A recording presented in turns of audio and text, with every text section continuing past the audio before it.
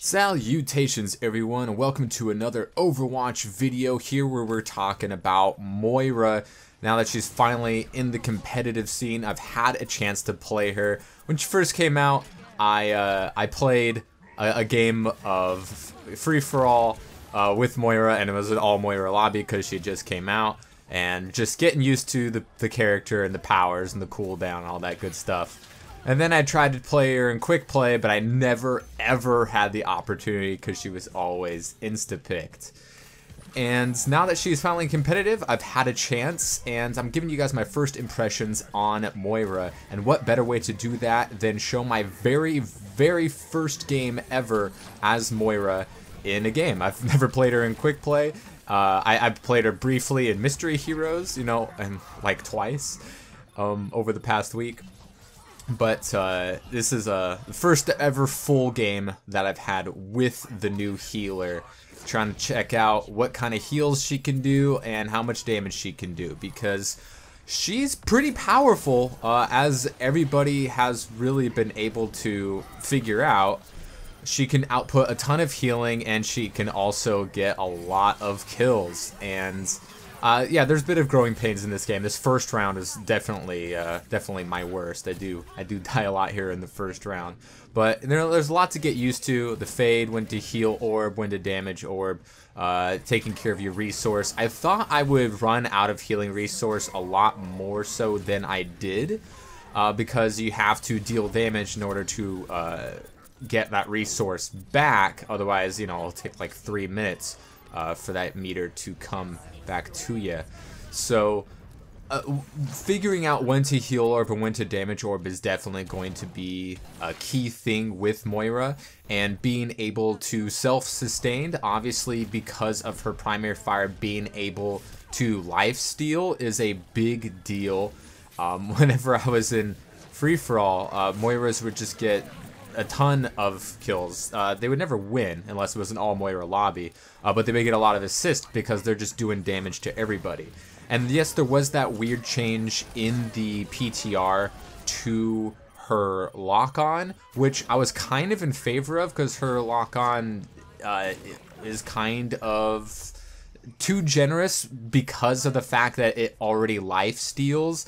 I feel like if they made it so that you needed to be more accurate, then that would be a good thing, because what you know, the team was looking at BlizzCon, what they mentioned was that they're really going to be looking at her ability to self-sustain. Is she living too often? You know, is she getting killed enough, or is she just healing so much and just never dying? That's something that they were definitely looking into, because you have the lifesteal and you can heal yourself with the orb. You can also fade away from your enemies, so there's just so many options to stay alive with Moira. Not that she's, you know, the easiest character to stay alive with. She can get dove pretty easily, more so than I think other people are saying that she can be in this game.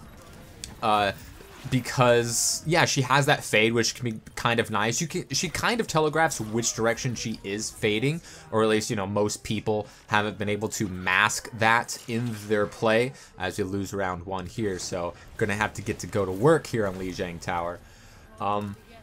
But she's kind of defenseless outside of a 1v1 situation, where, you know, if you don't have any burst DPS, or if you have everything on cooldown, then yeah, she has a pretty good chance at killing you, because there's no squishy that can really do anything against that damage orb. You're just gonna have to, you know, hide and get away from it, and try not to get hit by her alternative fire. So when it comes to a low health Moira, and you have your skills on cooldown, or if you're not a squishy, she's pretty easy to take care of. Obviously, you know, D.Va is good at eating those orbs from her, but, you know, Roadhog can hook her, and outside of fading, there's nothing she can do.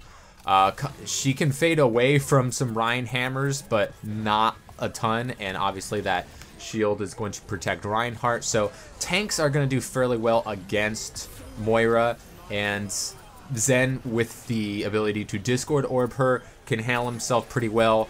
If she gets sleep darted by Ana, there's nothing that she can do. Lucio is obviously going to be healing himself, and he's just going to be too fast for Moira to do enough damage on to kill him.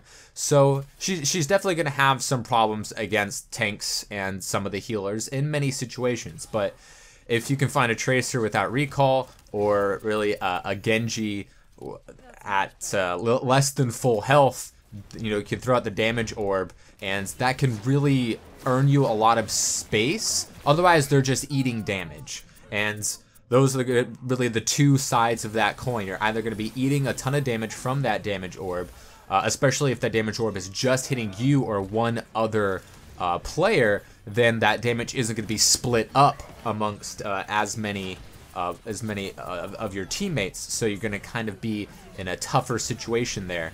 But maximizing her healing is, of course, the best thing that you can do with Moira. Yeah, she can output some pretty consistent damage across the board. She's got pretty nice tracking. She's really good at taking out Mercies and all those Pharahs that love to stay low to the ground, and Genjis that are trying to get away. She can, throw the orb out, fade right into him, lock on with her alt fire, and take care of a Genji because, there's no projectile to deflect outside of those orbs of hers. And obviously her Coalescence charges pretty fast. A lot of people are saying that her Coalescence charges too fast, and you can kind of see that because the second time I ever got to use Moira, which was later on in this gaming session, I was able to get my ults in like 40 seconds, when the game started, and that seems kind of bonkers, but Moira is one of those double-edged coins in which, or double-edged swords, obviously coins are already double-edged, in that you're either gonna just steamroll people with your setup that you have an effective Moira with, or you're gonna get no value out of her at all. She's kind of all or nothing kind of character. At least that's how some people have categorized her, and you can definitely kind of see that if you don't have the right tanks with her, because she's all about brawling. If you're running dive, she's not going to help you. She's not going to be able to heal your Genjis and your Tracers because her primary fire doesn't have that much range, and your orb isn't going to follow your teammates, and it's not going to be super duper fast. Ana and Zen are going to be much better at healing with that. So if you have a Roadhog and a Zarya, Moira's really good at keeping those brawlers alive. If you have a Reinhardt on the point, or an Orisa taking care of a Bastion or a Torb, then Moira can really stick it out because she's going to be able to heal multiple people with her primary fire, and her orb is just going to get some instant heal value when you need that burst healing, which is like the best burst healing that a single character can do in the game. And obviously she's going to be able to contribute in the damage game, whereas a Mercy isn't going to be able to do so. And just the ability to lock onto people, she doesn't have that high of a skill floor. She's very easy to get into. Like I said, this is my very first game with Moira, and I'm still kind of getting used to everything, and we kind of just clown on these folks. I get gold limbs and gold healing, which is not something that you see very often outside of, a soldier with no healers or a Roadhog with really bad healers, where you're not going to be able to get that consistently. But we've seen so many people being able to do that with Moira, and the fact that she gets her ult so quickly I don't think is a bad thing. Maybe they could lower the growth of it a little bit, but I'm perfectly fine with Moira having the fastest charging ult in the game, if that is the case. Obviously under certain circumstances Junkrat can get his in faster, or possibly Tracer as well. Mercy has always had a very fast charging ult, but her Coalescence, her ults, doesn't do a ton of damage. It doesn't do a ton of healing. It's not Transcendence.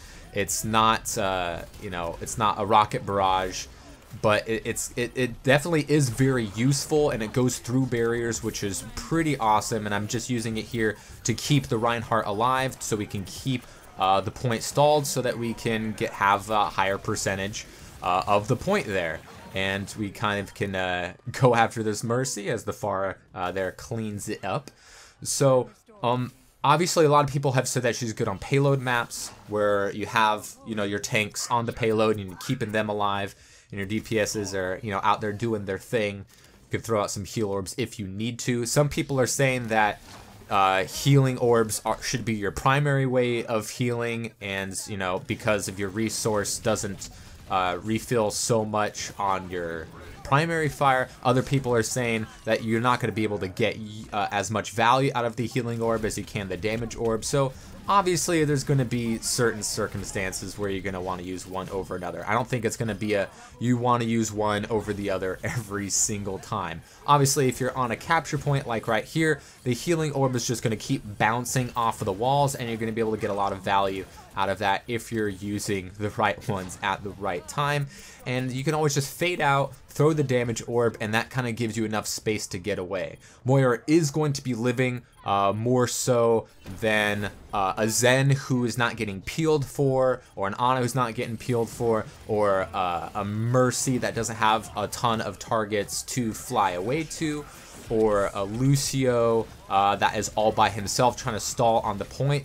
Moira kind of has the ability and presence of mind to kind of outdo all the other healers in some or most circumstances when it comes to self-sustaining, but it all depends on the team comp, and she's useful in payloads, she's useful on King of the Hill maps, and she's a very, very good character. I wouldn't be surprised if we saw some nerfs coming out, but I think when it comes to a new character, you always see some people say they're useless, and some people say they're OP right out the gate. We saw so many people say with Sombra, she's OP, she's going to break the game, she's everything.